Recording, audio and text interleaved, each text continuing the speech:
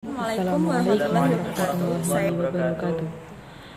Kami dari kelompok 6 ingin mempresentasikan tentang Bani pada masa Bani Abbasiyah. Saya Anjing Mulyana dari kelas PGMIH NIM 203190276. Ya Aulia Khadijatul Kubro NIM 203190277. Saya Novia Hidayatul Maksumah dari kelas PGMIH NIM 203190278. Ini pada masa Bani Abbasiyah. Yang pertama yaitu latar belakang berdirinya Daulah Abbasiyah. Pemerintah Abbasiyah merupakan kelanjutan dari pemerintah sebelumnya, yaitu dinasti Umayyah. Dinasti Abbasiyah dinamakan dinasti Abbasiyah dikarenakan para pendiri dan para penguasa dari Bani Abbasiyah yaitu keturunan dari Abbas bin Abdul Muthalib. Jadi di sini nama Abbas itu diambil dari nama kakeknya. Yang kedua yaitu berdirinya dinasti Abbasiyah dilatar belakangi oleh terjadinya kekacauan dalam kekuasaan dinasti Umayyah. Ya, maksudnya di sini adalah Bani Abbasiyah itu mengambil celah pada kekuasaan Bani Umayyah yang pada masa itu mengalami keruntuhan ataupun mengalami kekacauan di dalam pemerintahannya. Yang ketiga yaitu kelompok-kelompok penyebab runtuhnya dinasti Umayyah. Yang pertama yaitu kelompok Mawali. Yang kedua kelompok Syiah, yang ketiga kelompok Khawarij, dan yang terakhir adalah kelompok Muslim Arab.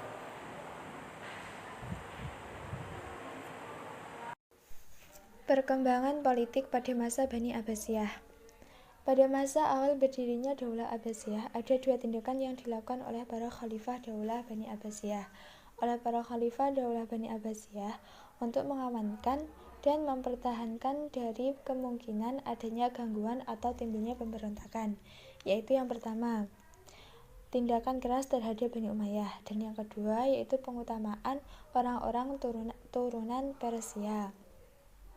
Pada masa awal berdirinya dinasti Abbasiyah ini, terjadi dualisme kekuasaan, yaitu kekuasaan dinasti Umayyah yang sedang berada dalam keadaan lemah, namun tetap dipandang sebagai ancaman serius bagi kedaulatan dinasti Abbasiyah yang baru muncul dan kekuasaan dinasti Abbasiyah yang sedang bangkit. Untuk menghadapi kekuatan dinasti Umayyah tersebut, Abu al-Abbas menyiapkan pasukan di bawah komando Abdullah bin Ali. Akhirnya terjadilah pertempuran yang dahsyat antara pasukan Abbasiyah dengan pasukan Umayyah di lembah Sungai Azab. Dalam pertempuran ini, pasukan Umayyah mengalami kekalahan dan Khalifah Marwan II berhasil melarikan diri. Peristiwa ini terjadi pada tahun 123 Hijriah atau 750 Masehi. Dengan demikian, berarti dinasti Abbasiyah telah berhasil menguasai daerah-daerah Syam, termasuk pusat pemerintahan dinasti Umayyah. Upaya pembersihan keturunan dinasti Umayyah serta pengajaran terhadap Khalifah Marwan II terus dilakukan. Akhirnya pada tahun 123 Hijriah atau 750 Masehi, pasukan Abbasiyah di bawah pimpinan Sholeh bin Ali berhasil membunuh Khalifah Marwan II. Dengan terbunuhnya Khalifah Marwan II, maka berakhirlah kekuasaan dinasti Umayyah dalam panggung sejarah peradaban umat Islam.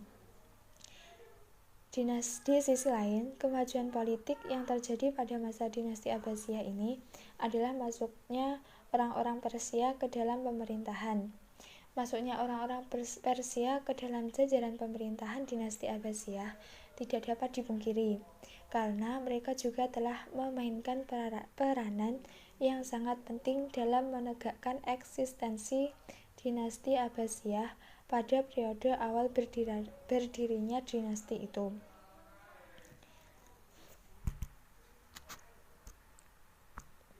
Kemudian pada pemerintahan Bani Abbasiyah di atas, masa keemasan hanya berlangsung sampai Khalifah Al-Wasid tahun 842 sampai 847 Masehi. Secara politis, para khalifah betul-betul tokoh yang sangat kuat dan merupakan pusat kekuasaan politik dan agama sekaligus. Namun setelah periode ini berakhir, pemerintahan Bani Abbas mulai menurun dalam bidang politik, meskipun filsafat dan ilmu pengetahuan terus berkembang. Selanjutnya, kekuasaan politik Abbas sudah mengalami penurunan, terutama kekuasaan politik sentral. Hal ini dikarenakan negara-negara bagian sudah tidak menghiraukan pemerintahan pusat, kecuali pengakuan politik saja. Adapun faktor-faktor penyebab kehancuran Abbasiyah, di antaranya faktor internal dan faktor eksternal. Faktornya antara lain khalifah yang makin lemah dan malas yang dipengaruhi oleh kelompok-kelompok yang tidak terkendali bagi khalifah.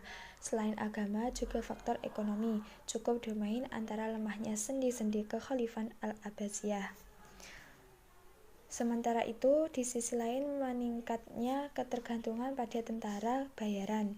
Di samping itu, faktor yang penting yaitu merosotnya moral para khalifah Abbasiyah pada zaman kemunduran serta melalaikan salah satu sendi Islam, yaitu jihad. Sedangkan faktor eksternalnya yaitu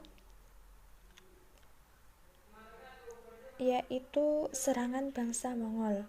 Latar belakang penghancuran dan penghapusan pusat Islam di Baghdad salah satunya faktor utama adalah gangguan kelompok asasin yang didirikan oleh Hasan ibnu Sabbah tahun 1256 Masehi di Pegunungan Alamut, Irak. Sekte anak cabang Syiah Ismailiyah ini sangat mengganggu di wilayah Persia dan sekitarnya, baik di wilayah Islam maupun di wilayah Mongol tersebut. Yang pertama yaitu perkembangan kebudayaan pada masa Bani Abbasiyah dalam bidang sosial dan kemasyarakatan. Yang pertama yaitu dalam bidang sosial dan kemasyarakatan. Selama masa pemerintahan dinasti Abbasiyah telah mengalami banyak perkembangan dan kemajuan, maupun di bidang sosial kemasyarakatan maupun kemajuan di bidang sosial budaya. Kemajuan di bidang sosial kemasyarakatan yang terjadi antara lain munculnya berbagai kelompok dalam masyarakat yang semakin heterogen baik suku, bangsa, etnis, agama, dan berbagai unsur warga negara. Keberagaman ini dapat dikelola sebagai potensi yang besar untuk berlomba dan berjuang dalam satu kesatuan Islam membangun dan memajukan dinasti Abbasiyah. Munculnya kelompok masyarakat pada masa dinasti Abbasiyah terbagi dalam beberapa kelas, yaitu kaum muslim Arab, kaum muslim non-Arab atau mawali, kaum zimmi. Beberapa kelas tersebut memiliki persamaan hak sebagai warga negara. Beberapa golongan kaum muslim non-Arab bahkan memiliki kedudukan dan peranan penting dalam pemerintahan dinasti Abbasiyah. Mereka adalah keluarga Barmak, dinasti Buayyah, dan dinasti Saljuk. Seiring perkembangan Islam di beberapa wilayah baru, wilayah tersebut tidak hanya terislamkan tetapi juga terarabkan. Beberapa wilayah yang terarabkan tersebut diantaranya Mesir, Suriah, Palestina, Persia, Aljazair, dan Maroko. Yang kedua yaitu dalam bidang ekonomi. Dalam bidang ekonomi, kesejahteraan seluruh rakyat Abbasiyah menjadi prioritas utama bagi para pemimpin dinasti tersebut dalam melaksanakan kekuasaannya, terutama di periode awal perjalanan kekuasaan dinasti Abbasiyah. Khalifah Al-Mansur merupakan tokoh utama peletak dasar ekonomi Abbasiyah, yaitu dalam sektor pertanian telah dibangun banyak bendungan dan kanal-kanal irigasi dan terusan. Contohnya, pada masa Harun ar-Rasyid, istri Khalifah, Zubaidah membangun sebuah bendungan dan terusan yang dapat mengalirkan air ke permukiman penduduk, terutama daerah yang sering dilanda musim kemarau, menjadikan dua kota suci itu menjadi sejahtera, tanahnya subur dan makmur. Untuk mengenang jasa permaisuri tersebut, bendungan itu dinamakan dengan Bendungan Zubaidah. Yang kedua yaitu dalam sektor perdagangan. Perekonomian warga Abbasiyah umumnya meningkat mulai pada zaman pemerintahan Al-Mahdi. Dengan peningkatan sektor pertanian dan hasil tambang, hubungan luar negeri antara Daulah Abbasiyah dan kerajaan-kerajaan lain telah meningkat dalam sektor perdagangan. Basrah menjadi pelabuhan yang penting sebagai tempat dagang transit antara timur dan laut barat. Yang ketiga yaitu dalam sektor perindustrian. Banyak kota-kota yang dibangun sebagai pusat-pusat industri, Basrah sebagai pusat industri gelas dan sabun, Kufah sebagai industri tekstil, Kazahstan sebagai industri sutra, Damaskus sebagai industri pakaian jadi dan sutra bersulam, dan Syam sebagai pusat industri keramik dan gelas berukir. Kedua, perkembangan kebudayaan Islam pada masa Bani Abbasiyah dalam bidang ilmu pengetahuan. Masa pemerintahan dinasti Abbasiyah merupakan kejayaan Islam dalam berbagai bidang, khususnya bidang ilmu pengetahuan dan kebudayaan. Pada zaman ini, umat Islam telah banyak melakukan kajian kritis tentang ilmu pengetahuan, sehingga ilmu pengetahuan baik akli ataupun nakli mengalami kemajuan dengan pesatnya.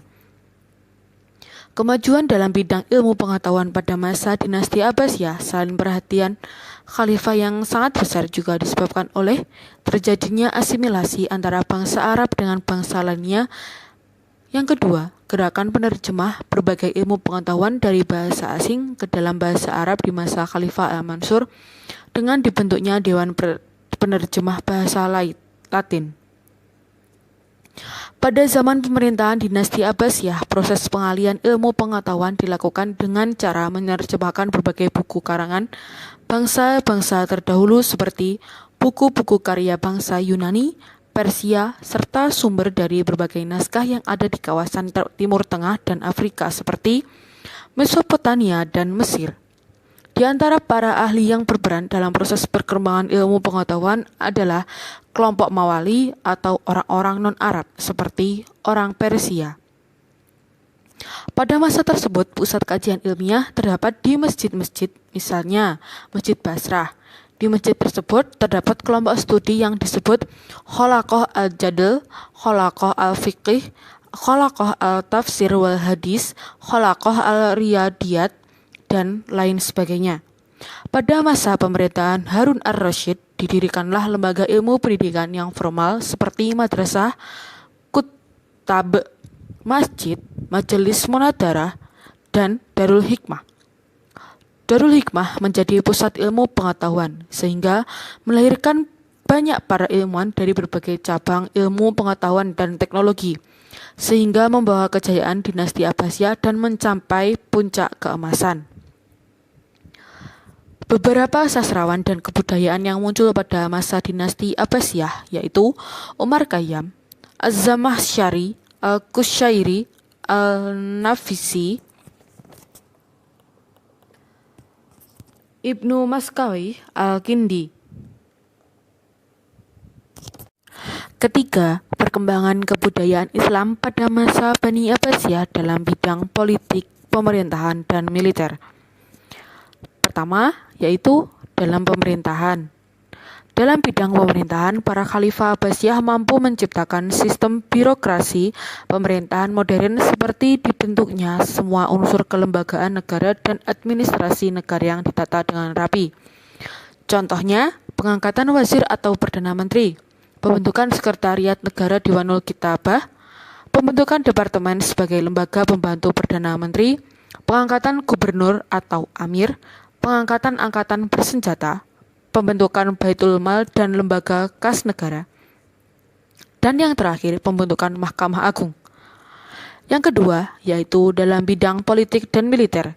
Dinasti Abbasiyah banyak dipengaruhi oleh kaum Alawiyin yang beraliran Syiah serta kaum Mawali di setiap periode. Mereka menempuh jalur politik yang berbeda sesuai dengan zaman kepemimpinan para khalifah tersebut. Seperti pada periode Abbasiyah I dipengaruhi oleh orang Persia I. Periode ini disebut dengan periode keemasan yang dipimpin oleh 9 orang khalifah dalam kurun waktu 97 tahun. Puncak kepopularitas Abbasiyah pada masa Khalifah Harun ar-Rasyid dan Al-Makmum. Periode awal kebijakan politik yang ditempuh oleh dinasti Abbasiyah yaitu memberikan landasan bagi pemerintahan yang tangguh dalam mempertahankan kekuasaan di tangan keturunan Bani Abbasiyah. Periode Abbasiyah II berlangsung selama 99 tahun dipimpin oleh 13 orang khalifah.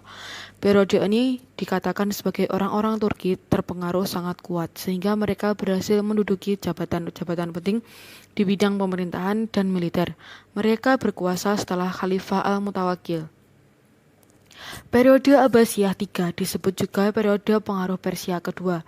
Disebut dengan demikian karena pada waktu itu sebuah golongan dari bangsa Persia berperan penting dalam pemerintahan dinasti Abbasiyah, yaitu dinasti Buwayhi.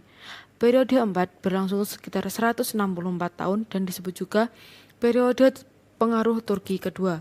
Disebut demikian karena pada waktu itu sebuah golongan dari bangsa Turki berperan penting dalam pemerintahan dinasti Abbasiyah, yaitu dinasti Saljuk. Periode Abbasiyah II berlangsung selama 99 tahun dipimpin oleh 13 orang khalifah. Periode ini dikatakan sebagai orang-orang Turki terpengaruh sangat kuat sehingga mereka berhasil menduduki jabatan-jabatan penting di bidang pemerintahan dan militer. Mereka berkuasa setelah Khalifah Al-Mutawakkil. Periode Abbasiyah III disebut juga periode pengaruh Persia kedua. Disebut dengan demikian karena pada waktu itu sebuah golongan dari bangsa Persia berperan penting dalam pemerintahan dinasti Abbasiyah, yaitu dinasti Buwayhi. Periode 4 berlangsung sekitar 164 tahun dan disebut juga periode pengaruh Turki kedua. Disebut demikian karena pada waktu itu sebuah golongan dari bangsa Turki berperan penting dalam pemerintahan dinasti Abbasiyah, yaitu dinasti Saljuk. Keempat, perkembangan kebudayaan Islam pada masa Bani Abbasiyah dalam bidang seni budaya dan arsitektur.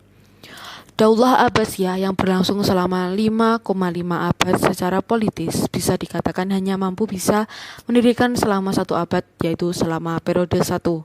Tetapi dalam bidang ilmu pengetahuan, seni budaya dan arsitektur terus mengalami pertumbuhan dan perkembangan.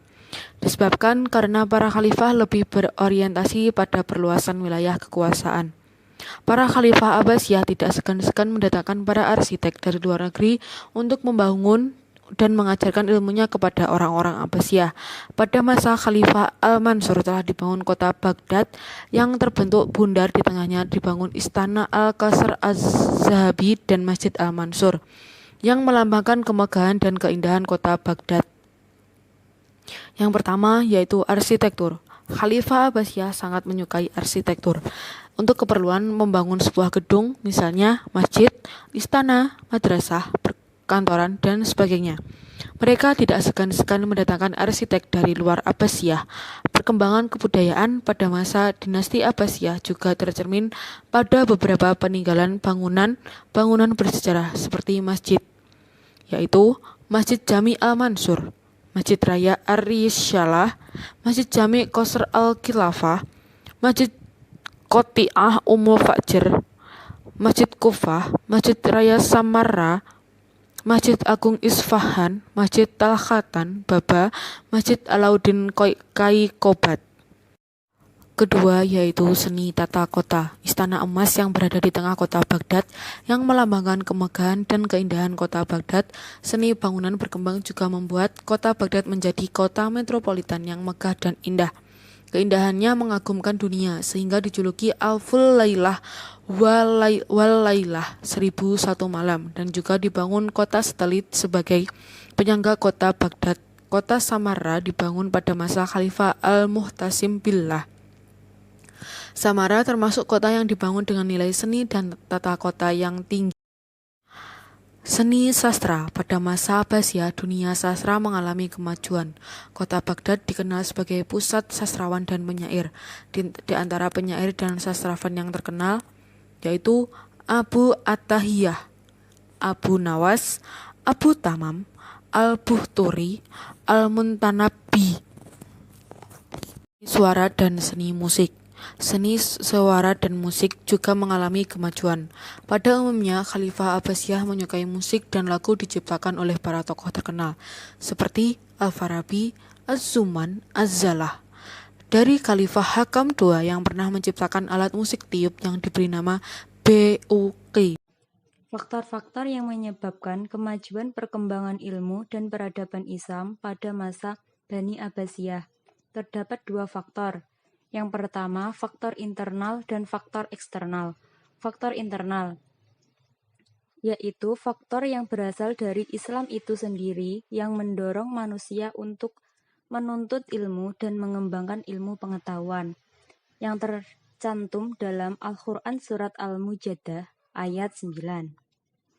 Sedangkan faktor eksternal atau faktor yang berasal dari luar ajaran Islam, yang pertama, adanya akulturasi kebudayaan, adanya intervensi peradaban Yunani, terutama bidang ilmu pengetahuan dan filsafat ke dalam Islam merupakan cikal bakal yang sangat potensial untuk berkembangnya pendidikan dalam Islam.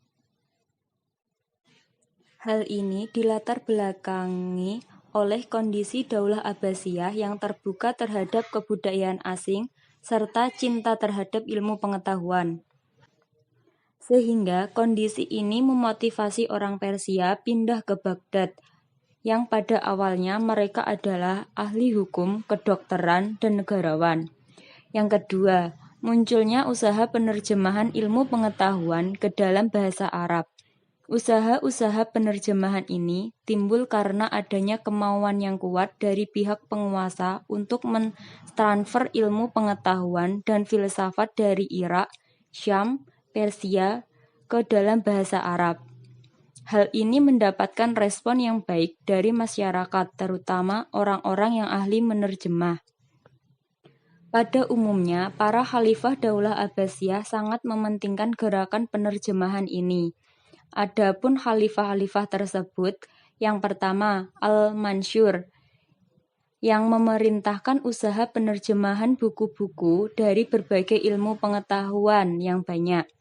Demikian juga dengan Harun al-Rasyid dan Khalifah al-Ma'mun dan lain-lain. Yang ketiga, Maulana atau Mawali. Maulana Mawali adalah orang-orang yang baru masuk Islam, bukan dari keturunan Arab atau bekas budak. Mereka ikut membentuk Abbasiyah dalam merebutkan kekuasaan dari Daulah Bani Umayyah. Jadi mereka ikut membangun eksistensi Daulah Bani Abbasiyah tersebut, sehingga ada di antara mereka itu sebagai politisi, ilmuwan, demi kemajuan ilmu pengetahuan itu sendiri. Mereka mencurahkan perhatian, kemampuan, dan ilmu pengetahuan yang mereka miliki. Yang keempat, adanya perhatian pemerintah terhadap kemajuan ilmu pengetahuan. Pemerintah atau khalifah mempunyai perhatian yang besar terhadap kemajuan ilmu pengetahuan. Salah satu fakta yang penting dalam sejarah Islam adalah bahwa peradaban tumbuh subur hanya jika ia berasal dari bawah pemerintahan yang stabil dengan kebijakan bidang ilmu pengetahuan yang mendukung. Kebijakan mengenai perkembangan sains teknologi di suatu negeri Islam berada di belakang gerakan Arabisasi dan penerjemahan, pendirian akademi-akademi, observatorium, dan perpustakaan, pemberian santunan bagi para ilmuwan, dan untuk pelaksanaan riset sains dan teknologi, serta pengadaan proyek-proyek dan pendirian industri. Yang kelima, tersedianya fasilitas-fasilitas yang mendukung. Kemajuan peradaban yang dicapai pada masa Bani Abbasiyah tidak terlepas dari tersedianya fasilitas-fasilitas yang diperuntukkan bagi kemajuan ilmu pengetahuan, serta perpustakaan, lembaga penelitian, buku-buku, dan lain-lain. Yang keenam, stabil dan majunya ekonomi. Pada masa kegemilangan Islam tumbuh subur jalur-jalur perdagangan dunia yang dikuasai oleh kaum muslimin. jalur sutra darat yang melintasi Cina, memasuki Asia Tengah, kemudian sampai ke Laut Tengah, sebagian besar dikuasai oleh kaum muslimin. Begitu juga jalur sutra laut. Hasil-hasil keuntungan perdagangan merupakan kekayaan yang berdampak bagi kemajuan ilmu pengetahuan dan membangun lembaga-lembaga pendidikan, pusat-pusat studi ilmiah, pendirian perpustakaan, dan mengisinya dengan buku-buku pengajian, pengaji, guru, serta memberikan beasiswa kepada pelajar yang tidak mampu. Yang terakhir, nomor 7, minat masyarakat yang tinggi dalam menuntut ilmu.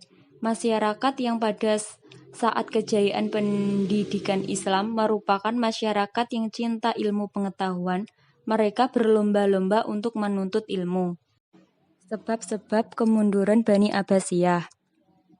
Faktor-faktor penyebab kemunduran itu tidak datang secara tiba-tiba. Benih-benihnya sudah terlihat pada periode pertama. Hanya karena khalifah pada periode ini sangatlah kuat, sehingga benih-benih itu tidak dapat berkembang. Dalam sejarah kekuasaan Bani Abbas, terlihat bahwa apabila khalifah kuat, para menteri cenderung berperan sebagai pegawai sipil. Tetapi jika khalifah lemah, mereka akan berkuasa mengatur roda pemerintahan. Di samping kelemahan khalifah, banyak faktor lain yang menyebabkan khalifah Abbasiyah menjadi mundur. Masing-masing faktor tersebut saling berkaitan satu sama lain. Di antaranya, yang pertama, perebutan kekuasaan di pusat pemerintahan. Khalifah Abbasiyah didirikan oleh Bani Abbas yang bersekutu dengan orang-orang Persia. Persekutuan dilatar belakangi oleh persamaan nasib kedua golongan pada masa Bani Umayyah berkuasa. Meskipun demikian, orang-orang Persia tidak merasa puas. Mereka menginginkan sebuah dinasti dengan raja dan pegawai dari Persia pula. Sementara itu, bangsa Arab beranggapan bahwa darah yang mengalir di tubuh mereka adalah darah ras istimewa. Mereka menganggap rendah bangsa non-Arab di dunia Islam. Fanatisme kebangsaan ini nampaknya dibiarkan berkembang oleh penguasa. Sementara itu, para khalifah menjalankan sistem perbudakan baru. Budak-budak Persia atau Turki dijadikan pegawai dan tentara. Pada Khalifah Al-Mu'tasim yang memberi peluang besar kepada bangsa Turki untuk masuk ke dalam pemerintahan. Mereka diangkat menjadi orang-orang penting di pemerintahan, diberi istana dan rumah dalam kota. Mereka pun menjadi dominan dan menguasai tempat yang mereka diami. Setelah Al-Mutawakil, seorang khalifah yang lemah, naik tata. Dominan tentara Turki semakin kuat. Mereka dapat menentukan siapa yang diangkat menjadi khalifah. Sejak itu, kekuasaan Bani Abbas sebenarnya sudah berakhir. Kekuasaan berada di tangan orang-orang Turki. Yang kedua, munculnya dinasti-dinasti kecil yang memerdekakan diri. Wilayah kekuasaan Abbasiyah pada periode pertama hingga masa keruntuhan sangatlah luas, meliputi berbagai bangsa, seperti Maroko, Mesir, Syria, Irak, Persia, Turki, dan India. Walaupun dalam kenyataannya banyak daerah yang tidak dikuasai oleh khalifah, secara real daerah-daerah itu berada di bawah kekuasaan gubernur-gubernur bersangkutan. Hubungan dengan khalifah hanya ditandai dengan pembayaran upeti. Selain itu, penyebab utama mengapa banyak daerah yang memerdekakan diri adalah terjadinya kekacauan atau perebutan kekuasaan di pemerintah pusat yang dilakukan oleh bangsa Persia dan Turki. Akibatnya, provinsi-provinsi tersebut tertentu di pinggiran mulai lepas dari genggaman penguasa Bani Abbas. Yang ketiga, kemerosotan perekonomian. Pada periode pertama, pemerintahan Bani Abbas merupakan pemerintahan yang kaya, dana yang masuk lebih besar dari yang keluar, sehingga Baitul Mal penuh dengan harta. Tetapi setelah memasuki masa kemunduran politik, perekonomian pun ikut mengalami kemunduran yang drastis. Setelah khalifah memasuki periode kemunduran, Pendapatan negara menurun sementara pengeluaran meningkat lebih besar. Menurunnya pendapatan negara ini disebabkan oleh menyempitnya wilayah kekuasaan, banyaknya terjadi kerusuhan yang mengganggu perekonomian rakyat, diperingannya pajak dan banyak dinasti-dinasti kecil yang memerdekakan diri dan tidak lagi membayar upeti. Sedangkan pengeluaran membengkak antara lain disebabkan oleh kehidupan para khalifah dan pejabat semakin mewah. Para pejabat melakukan korupsi. Yang keempat, munculnya aliran-aliran sesat dan fanatisme keagamaan. Karena cita-cita orang Persia tidak sepenuhnya tercapai untuk menjadi penguasa, kekecewaan itu mendorong sebagian mereka mempropagandakan ajaran Manuisme, Zoroasterisme, dan Mazdakisme. Munculnya gerakan yang dikenal dengan gerakan Sindik ini menggoda rasa keimanan para khalifah.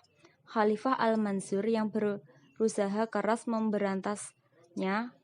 Beliau juga memerangi Khawarij yang mendirikan negara Syafariyah di Sajalmawah pada tahun 140 Hijriah.